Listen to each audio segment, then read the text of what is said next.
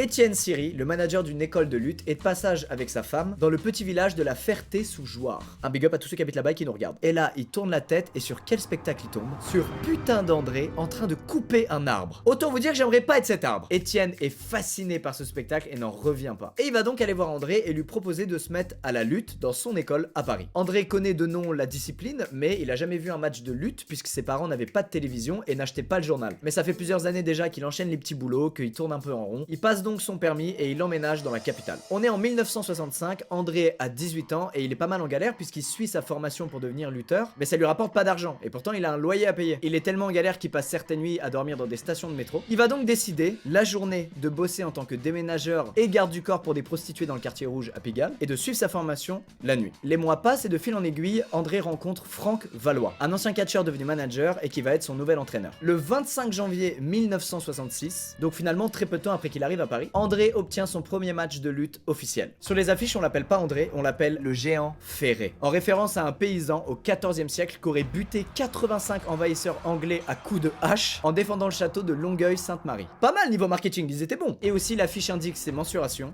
2m11 pour 150 kg, pointure du 58. Tes Air Max, tu te les fous au cul mon pote. Évidemment, en voyant l'affiche, tout le monde se dit mais qui est ce mec bordel, c'est un véritable colosse. Et c'est donc le début de la carrière d'André.